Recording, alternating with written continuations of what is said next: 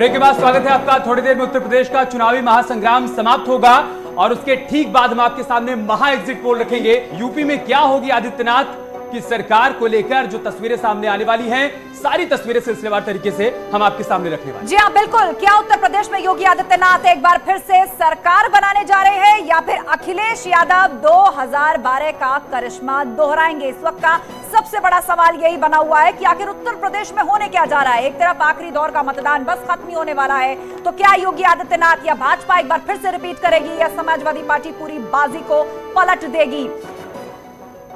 UP में कैसा प्रदर्शन आखिर कांग्रेस का रहेगा?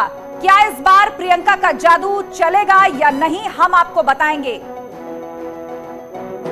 तो ये चार प्रमुख चेहरे उत्तर प्रदेश से जुड़े हुए योगी आदित्यनाथ, अखिलेश यादव, प्रियंका गांधी और मायावती। जनता ने लगभग अपना फैसला तय कर दिया है। अब इंतजार 10 मार्च का है, लेकिन उससे पहले उसकी झलक आज महा एग्जिट पोल जो कि न्यूज़ 18 आपको दिखाने जा रहा है, उसमें आप सभी को मिल जाएगी। बड़ा सवाल यही कि उत्तर प्रदेश में जो चुनाव संपन्न हुए हैं उसके बाद जनता ने आखिर क्या फैसला सुनाया है, उसकी झलक हम आपको दिखाएंगे। लगातार जुड़े रहिए हमारे साथ। हर पार्टी पूरा दम भर रही है कि सरकार हमारी बनेगी, लेकिन देखना होगा कि सरकार किसकी बनने जा रही है। उत्तराखंड में इस बार किसकी सरकार बनने जा रही है, सवाल यह भी है। क्या धामी उत्तराखंड में सरकार रिपीट करने का इतिहास बनाने जा रहे हैं या फिर हरीश रावत की अगुवाई में कांग्रेस की सत्ता में वापसी होने जा रही है? आम आदमी पार्टी को उत्तराखंड में कितनी सीटें मिलने जा रही हैं और बहुजन समाज पार्टी क्या इस बार तीसरे नंबर की पार्टी बनने जा रही है? उत्तराखंड को लेकर क्या तस्वीर निकलकर सामने आ रही है, वो भी हम आपके सामने रखेंगे। सभी पार्टियों की तरफ से पूरा दावा किया जा रहा है, फिर चाहे वो भारतीय जनता पार्टी हो, कांग्रेस या फिर आम आदमी पार्टी जो कि पहली बार चुनावी ताल ठोक रही है, उसका भी यह दावा है कि उत्तराखंड में हमारी सरकार बनने जा रही है। लेकिन एग्जिट पोल की तस्वीर क्या आती है, नंबर्स क्या आते हैं, वो हम आपके सामने आपसे थोड़ी देर बाद रखने जा रहे हैं। बिल्कुल। तो उत्तर प्रदेश और उत्तराखंड में जो चुनाव संपन्न हुए हैं उसके बाद अब सबकी नजरें यही टिकी हैं कि नतीजे क्या आएंगे, क्योंकि इस बार का जो चुनाव है अमित बहुत दिलचस्प होने जा रहा है। उत्तर प्रदेश का इसे अब तक का सबसे बड़ा और दिलचस्प चुनाव कई लिहाज से कहा जा रहा है, क्योंकि आमतौर पर देखिए, आपने भी कई हजार किलोमीटर की यात्रा की है इन चुनावों में, मैंने भी लगभग 9000 किलोमीटर की यात्रा की है। आमतौर पर तीसरे चरण के बाद समझ आने लगता है कि आखिर जनता किस तरफ सोच रही है।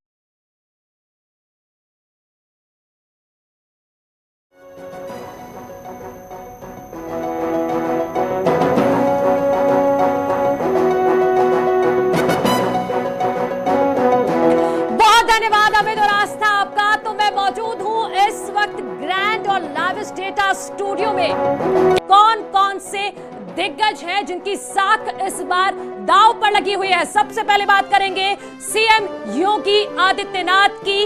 आप देखिए, सीएम योगी आदित्यनाथ के बारे में बड़ी बातें मैं आपको बताती हूं कि पहली बार विधानसभा चुनाव लड़ रहे हैं योगी आदित्यनाथ। और सबसे खास बात कि गोरक्षनाथ पीठ के महंत हैं योगी आदित्यनाथ और इन्हीं के चेहरे पर बीजेपी चुनाव लड़ रही है यूपी में। तो बहुत महत्वपूर्ण और सबसे वीवीआईपी हैं ये इस बार यूपी में।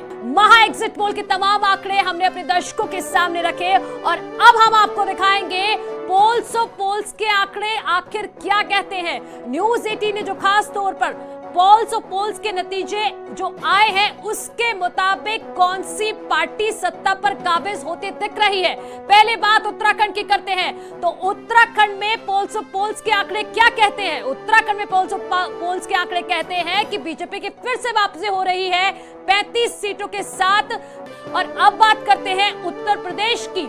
उत्तर प्रदेश में पोल्स और पोल्स के आंकड़े क्या कहते हैं वो हम अपने दर्शकों के सामने रख रहे हैं। पोल्स और पोल्स के मुताबिक यूपी में फिर से बीजेपी की वापसी हो रही है 247 सीटों के साथ। समाजवादी पार्टी 2017 के मुताबिक बेहतरीन प्रदर्शन करती यहां पर दिख रही है।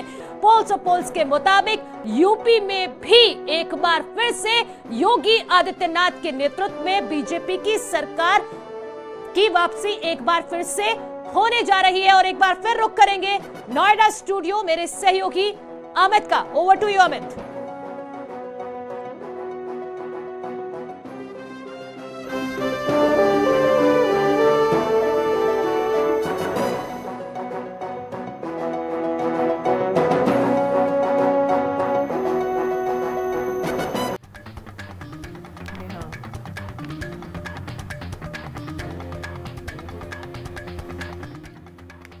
Very good evening. You're watching Inside Scoop with me, Aditya Nath Narayanan, and you are joining us on our special election coverage, Elections with India Ahead. Thank you very much, everyone, for joining me here on Inside Scoop. Let's also, for the benefit of you, our viewers, also tell you how the Jat community and the Muslim community voted in Phase 2 in 2012 and in 2017. Let's start with how the Jat community had voted. Now, this is what happened in 2012.